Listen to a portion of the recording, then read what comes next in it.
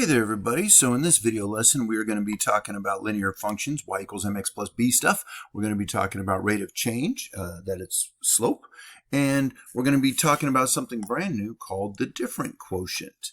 So why do we care about this again in pre-calculus when we've covered it in Algebra 1, we covered it in high school, we covered it in our earlier math classes? Well, because when we get to calculus, we're going to find the slope of a curve. Now we're not really going to find the slope of the curve. What we're going to do is we're going to find the slope of a line that's tangent to that curve, and that's going to make more sense when you get to calculus. Okay, a line that's tangent to a curve means that we're going to get a line that touches that curve at exactly one point. Alrighty.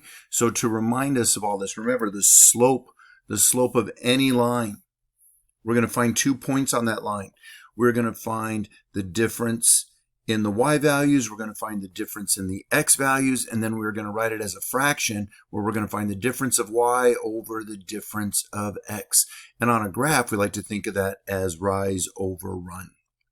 Okay, so not new. As a reminder though, when the change of y equals 0, m equals 0, and when the change in x equals 0, my slope is undefined. So just a couple reminders. Let's try to advance the page and that's it. There we go. All right, so let's find the slope of the line, then graph the function of these 2 points. So when we want to find the slope, if I've got a graph, it's easy to find the slope. So we're going to plot the point 2, 1.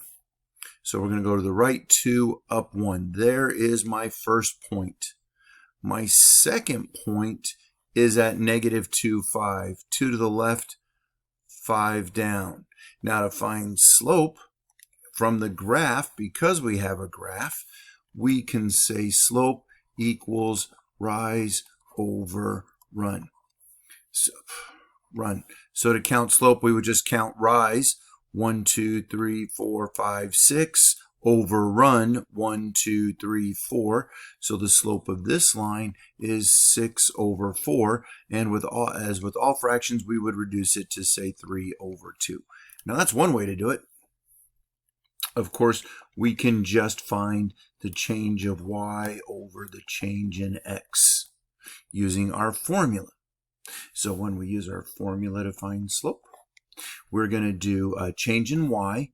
So my second y value, -5, minus, because we're looking for change, minus my first y value, which is 1. And then we're going to do the changes of x. So that's going to be the second x value minus the first x value, which is 2. So if we do our math, -5 minus 1 is -6. -2 minus 2 is -4. And -6 over -4 is still 3 over 2. And of course, they want us to graph the function given these 2 points. So this function slope is always a straight line. So I'm just going to finish graphing it. Boom. There we go. And because it's a line, it goes on forever and ever and ever. So if we want to find the slope of this line, again, we can graph the points. 5, -3. So we're going to go to the right 5, and we're going to go down 3. There is my first point. My second point is 2 to the left, 3 down. And here is that function. It is a horizontal line. So, well, if it's horizontal, you can see there is no rise. So when we're counting the rise, so when I'm looking at it on a graph, there is 0 rise, and there's a run of 1, 2, 3, 4, 5, 6, 7, a run of 7. And then because my change of y is 0, my slope is 0. You can also put this in a calculator, and you'll see 0 divided by 7 is 0. Let's double check it using our formula. The formula says second y value minus the first y value over the second x value minus the first x value. So -3 minus -3, or instead +3, that gives me a 0 over -7. 0 over -7 is 0. Boom. Easy peasy. Nothing new. Nothing new at all. Well, what we're going to do now is we're going to take these and we're going to write the equations of our lines. So once we have the slope of a line, we can use it to find the equation of a line. The minimum requirements of finding an equation of a line are the slope. We're going to need the slope of this line,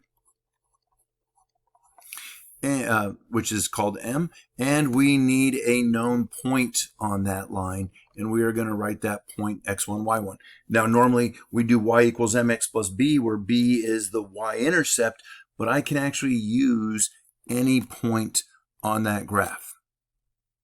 Alrighty, and remember, my y-intercept is what is the value of the function when x is 0. So we'd put in a 0 for x, and we'd solve it for y, and that's going to be my b value. So to read our equations or graph them, the first thing I want to do is take this equation and solve it for y. I'm going to solve this equation for y, so I'm going to add 4x to both sides. 3y equals 4x plus 12. Now I'm going to divide every term by 3. So we have y equals 4/3 x plus 4. I forgot the x. So the slope of this line, the slope, once y is by itself, you have to have y by itself. Once y is isolated, slope is the coefficient of x. So my slope is 4/3. Well, my intercepts, my line can have at most 2 intercepts. It's going to have an x-intercept and it's going to have a y-intercept. Well, this equation gives me the y-intercept.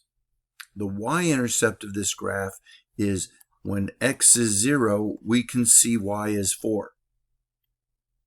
So, well, then I know you're asking, how am I going to find the x-intercept? I'm glad you asked. To find the x-intercept, we are going to make y 0 and solve this equation for x. So I'm going to add 4 to both sides. Boom, boom, boom. Multiply both sides by 3/4, and that gives me 3. So there is my x-intercept. My x-intercept is at 3, 0. Wait, where did I get mine? Oh, that should have been a +4. Gosh, I missed that. +4. So that'd be a -4. That's a -3. Goodness. Goodness, goodness, goodness. I was looking at this equation and those didn't jive. So let's go ahead and graph it so we can answer our other questions. So to graph this line, we're going to put a point at +4. 1, 2, 3, 4 on the y-axis because my y-intercept is 4. We can also plot my x-intercept, which is -3. Another way we could have graphed it is once I plot 4, we're going to count slope, a rise of 4, 1, 2, oh, I can't, there's no more points on the graph. So instead of rising a positive direction, let's rise a negative direction. 1, 2, 3, 4, and we want it to be a positive slope, so we're going to do a negative over a negative, 1, 2, 3, and that gives us the line that we want. Let's change the color here. Let's go with the blue line. And then we would connect those points with a line, and lines extend forever past the graph. So even if I went up 4, right 3, we'd eventually get to the same value. So then we want the domain. Remember, the domain are my x values that I can plug in that make real y values. So the x values that I can plug in, well, how negative can we go? So when I'm looking at this graph, we can see this line goes on forever. So we can start plugging in values at -infinity, and we get to the right, we keep going to the right, we can go to the right forever. So my y values are also infinity. The range is the y values that exist for this graph. And again, that's going to be from the very bottom my y values go from bottom to top. So they start existing at negative infinity and they go all the way to positive infinity. Boom. Let's go ahead, and I want to do this one when we get together in class, remind you of what we're doing. Let's take a look at this one because this is a special case. Notice there's not an x. Now the letter in the equation tells you which axis this line will cross. When you have a line, the letter tells you which axis this crosses. My line crosses y at positive 3. So we're going to cross y at positive 3. So here's my line. It is a horizontal line. So horizontal lines have a slope of 0. It has a slope of 0. X-intercept is the point where this line crosses the x-axis. And you can see that my blue line and the x-axis are parallel, so there is no x-intercepts. My y-intercept is the point where this line crosses the y-axis. So that's going to be at 0, 3. So the domain is all the x values that I can plug into this equation. All the x values that I can plug into this equation starting at the left and going to the right. So my domain starts way to the left at negative infinity and it keeps going forever to positive infinity. And then the range are the y values that this graph exists on. Well, notice there's the point negative 4, 3. Here's the point negative 2, 3, 3, 3, 5, 3. No matter what the x value is, from negative infinity all the way to infinity, the y value each and every time is 3. So the range of this function is just 3. Boom. All right, so that's our first video, finding slope, writing slope-intercept of our lines, graphing our lines, and all that good stuff. So if you have any questions, when you get to class, make sure you ask them. And we'll see you when we see you, Gauchos.